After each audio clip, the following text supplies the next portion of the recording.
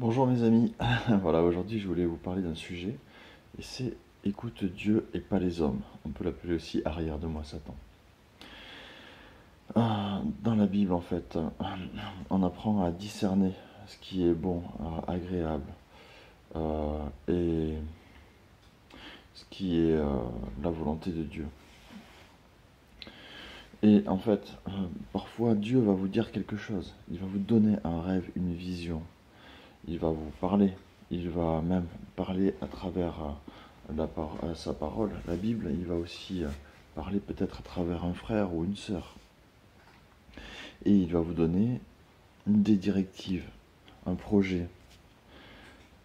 Et en fait, il va y avoir des gens qui vont peut-être trouver ça dingue, qui vont trouver ça fou, quand vous allez euh, peut-être tout content, tout joyeux, ou même que les gens vont peut-être vous poser des questions. Pourquoi vous faites telle chose? Pourquoi vous avancez comme ça, dans telle direction? Pourquoi voilà. Euh, eh bien, il faut remettre les choses à leur place. Par exemple, moi j'ai quelqu'un qui m'a dit, quelqu'un de ma famille, mais tu ne peux pas faire ça. Parce que si dans la vie, il faut ceci, il faut cela, etc. Je ne vais pas vous dire les choses exactement. Mais bien, cette nuit-là, j'ai rêvé aussi, c'est pour ça que je vous fais cette vidéo, que j'étais à un séminaire avec ma femme, nous étions invités par des amis, et dans ce séminaire, une femme se lève, et c'était une femme de l'église protestante réformée, et qui commence à nous dire, oui, faites attention, avant que le séminaire ait commencé, hein. Tout le monde était assis, elle se lève, elle commence à nous parler, oui, faites attention, parce que vous voulez monter des églises de maison et c'est pas comme ça que ça marche. Il faut quelque chose qui soit carré, quelque chose qui soit bien identifiable. Il faut quand même signer des cartes de membres, etc. Là, je me suis levé et j'ai dit maintenant, vous vous asseyez et on va mettre les choses au clair tout de suite. Et j'ai expliqué qu'on avait reçu un projet de Dieu, que c'était de la part de Dieu, et qu'il était hors de question de se laisser intimider. Je lui ai dit arrière de toi, arrière de moi Satan.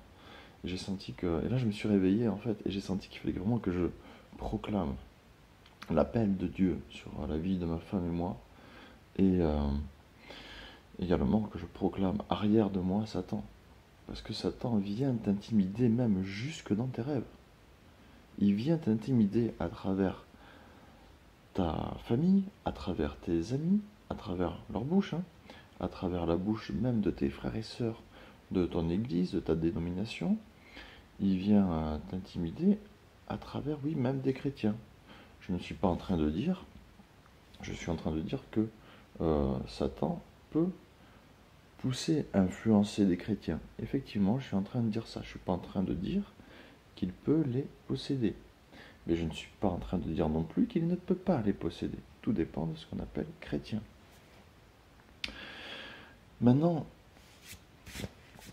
c'est vrai que quand tu vas pour être sûr de ce que tu fais, pour être sûr de ce que Dieu t'a dit, pour être sûr de l'appel que tu as, effectivement, la Bible dit qu'il faut savoir discerner ce qui est, je crois, bon, agréable, agréable et parfait. C'est ça, bon, agréable et parfait. Ou agréable, bon et parfait, je ne sais plus le sens exactement. Et qu'il faut être renouvelé dans son intelligence. Donc ça, il y a quelque chose à comprendre là-dessus. Je ferai une petite vidéo là-dessus, parce que c'est vraiment important, parce que vous allez parfois demander à des pasteurs, ou à certains pasteurs, ou certains prêtres, vous allez leur demander quelle est la volonté de Dieu, et ils vont vous dire des choses, à la fin, vous n'avez même pas compris la question que vous avez posée, hein. Vous comprenez même plus de quoi il s'agit, c'est vraiment très compliqué, ils finissent peut-être par vous dire bah, lis ta Bible. Oui, mais lis ta Bible, c'est facile, parce que des fois il y a des versets qui disent une chose et des versets qui disent une autre. Il faut savoir trouver l'équilibre. Alors, pourquoi il y a des gens qui sont enseignants et qui ne savent même pas quelle est la volonté de Dieu? qui ont peur de connaître la volonté de Dieu, ils ne veulent pas la connaître, ils ne veulent pas que vous la connaissiez. Parce que si vous la connaissez, vous allez quitter ce système, vous allez quitter cette dénomination, vous allez quitter l'église dans laquelle vous êtes. Je ne dis pas que vous quittez votre église. Je ne suis pas en train de dire que tous les pasteurs ou tous les prêtres ou toutes les dénominations ne connaissent pas la volonté de Dieu. C'est pas ça du tout que je dis. Je dis il y en a certains. Et s'ils connaissaient la volonté de Dieu, eux-mêmes quitteraient leur dénomination et feraient autre chose. Vous voyez ce que je veux dire? Ils iraient peut-être dans une autre dénomination, ou ils iraient peut-être faire comme nous des églises de maison, ou une église libre, hein, peu importe. Nous n'avons pas la prétention, il a dit c'est moi, de dire que Dieu nous a dit que ce qui est catholique, ce qui est pentecôtiste, ce qui est protestant, etc., ce n'est pas de Dieu. Mais en revanche, nous savons très bien par expérience qu'il y a des églises pentecôtistes, catholiques ou autres qui pensent que tout le reste, que ce soit baptiste ou méthodiste ou nana, etc., ce n'est pas de Dieu. Parce que ça ne correspond pas à leur théologie, ça ne correspond pas à leur doctrine. Mais la doctrine et la théologie, c'est pas...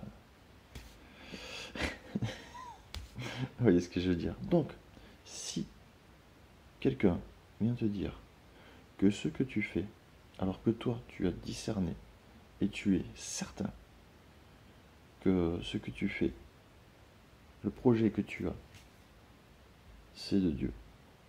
C'est Dieu qui te l'a donné.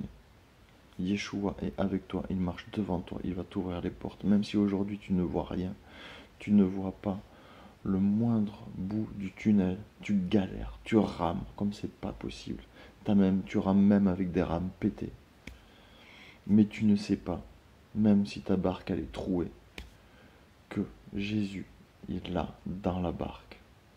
Et que ta barque, même si elle est trouée, même si tu as des rames pétées, elle ne va pas couler et elle va avancer et elle va arriver à bon port.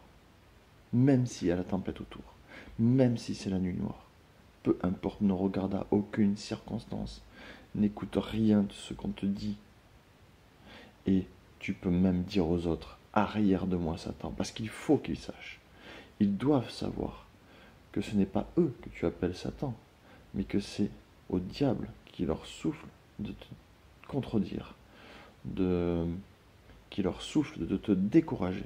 Il faut qu'ils sachent que c'est à lui que tu t'adresses et que tu lui dis maintenant tais-toi. Et il faut qu'ils prennent conscience de qui leur souffle des paroles mauvaises à ton égard et envers le projet que Dieu a pour toi. Parce que s'ils sont contre le projet que Dieu a pour toi, ils sont contre Dieu. C'est très dangereux pour eux. Il faut être honnête.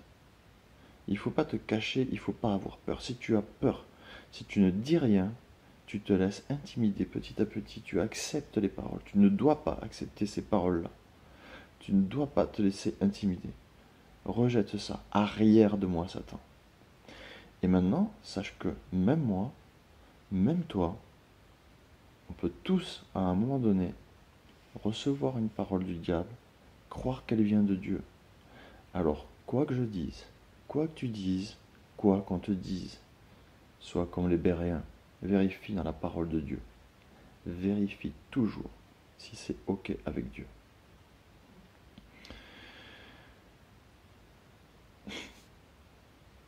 Eh bien, passez une bonne journée, soyez bénis et que Dieu vous guide dans les rêves qu'il vous a donnés, que vous arriviez à bon port et que tout projet qu'il a mis dans vos cœurs se réalise et que rien ne puisse s'y opposer. Au nom de Jésus.